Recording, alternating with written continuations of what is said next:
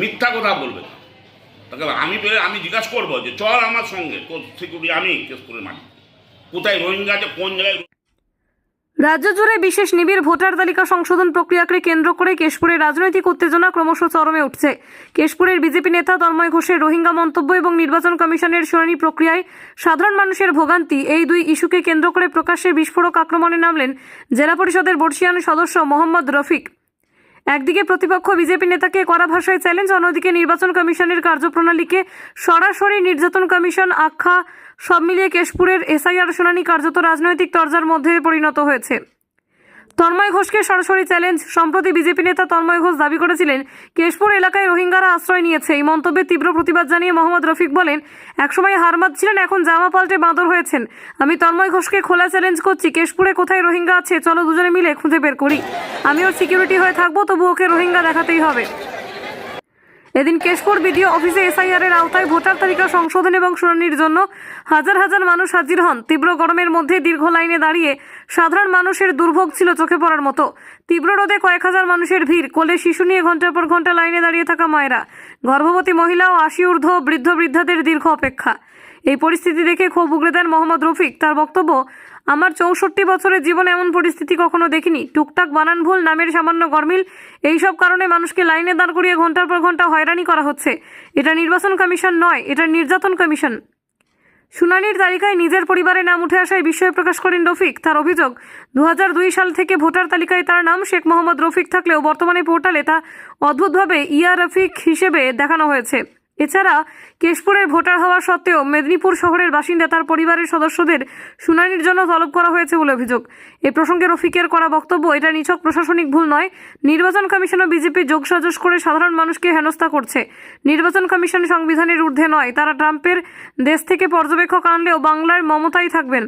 BDO অফিসের সামনে লাইনে দাঁড়িয়ে থাকা সাধারণ মানুষের চোখে মুখে স্পষ্ট ছিল ক্লান্তি এবং অসন্তোষ। এসআইআর এর মতো গুরুত্বপূর্ণ প্রক্রিয়ায় সামান্য তথ্যগত ত্রুটির জন্য কেন হাজার হাজার মানুষকে এইভাবে হয়রানির শিকার হতে হচ্ছে তা নিয়ে উঠেছে প্রশ্ন।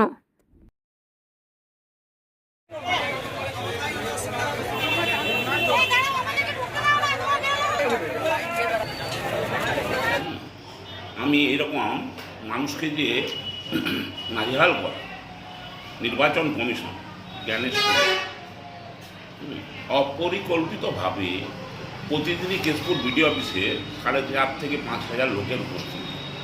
বাচ্চা করলে দেখলাম মেয়েরা নিয়ে তারা হিরা নিয়ে আসে, বয়স্ক মানুষকে। আমি কি বলবো, আমার ২০০২ সালে আমার নাম আছে শেখ মোহাম্মদ রফিক। হঠাৎ করে ওই এআই না কি আছে পোর্টালে ওয়াইএ রফিক। শুধু আমাকে না, আমার ফুল পরিবারকে রাখবে। আমার পরিবার, আমি যেমন কেশপুরের ভোটার, আমার পরিবার মেদিনীপুরের ভোটার, এরকম করে সবকেই রাখবে। অসভ্য সিপিএমের হারমাত ছিল তো, ও একবারে একটি বাঁদর। তন্ময় ঘোষ, তাকে আমি দেখা পেলে আমি ঘেরবো, তো আমি ঘেরবো নি যে চল কেশপুরে একটা রোহিঙ্গা বের করবে, একটা রোহিঙ্গা বের করবে। অসভ্য, কেশপুরে দুর্নাম করছিস, কেশপুরের মাটিতে জন্ম নিয়ে পার্টি কর, যে কোনো পার্টি কর, আপত্তি নেই, কিন্তু মিথ্যা কথা বলবে না। তাকে আমি জিজ্ঞাসা করবো যে চল আমার সঙ্গে, তোর সিকিউরিটি আমি কেশপুরের মাটি, কোথায় রোহিঙ্গা আছে, কোন জায়গায় রোহিঙ্গা আছে, কে রোহিঙ্গা কে বাংলাদেশে একজন দেখা। কেশপুরে কি এরকম বাইরের মানুষ আছে আপনার? একজনও কেউ নাই কেশপুরের মানুষ। কেশপুরের মানুষ ব্যতীত বাইরের অন্য দেশের লোক একজন বের করতে পারবে না। তন্ময় একটা মিথ্যাবাদী, লায়ার, হারমাদ। নির্বাচন কমিশন, আমি তো বলছি নির্যাতন কমিশন, এরা কোনো মানুষের ভালো চায় না। মানুষকে এইভাবে হয়রান, আজ বিডিও অফিসে যা দেখলাম, অবশ্যই আপনার দেখা হলে আমি বলবো চল ভাই, চল তন্ময় আমার সঙ্গে, আমার তো বয়স অনেক ছোট। আমরা চল, কোন জায়গায় রোহিঙ্গা আছে চল, কোন জায়গায় বাংলাদেশি আছে খুঁজে বের করতে ভাই। পানিত হয়েছে, এত তো ভোট হয়েছে কেন্দ্রীয় নির্বাচন কমিশন দিয়ে, রাজ্য নির্বাচন কমিশন দিয়ে, পঞ্চায়েত ভোট যেমন হয়, বিধানসভা, লোকসভা, এগুলো কেন্দ্রীয় নির্বাচন কমিশন, এত মিলিটারি ফোর্স থাকে, এত সব আধা সামরিক, ছ দফায় 8 দফায় ভোট করেছে, পুলিশে 6 লাখ। কই একটা তো প্রমাণিত হয়নি। এত সব ক্যামেরা, মাইক্রো অবজারভার, কোনো জায়গায় একটাও প্রমাণিত হয়?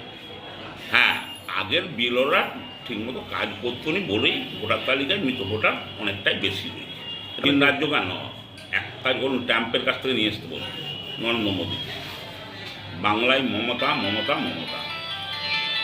জনতা মমতার সঙ্গে। ঠিক আছে।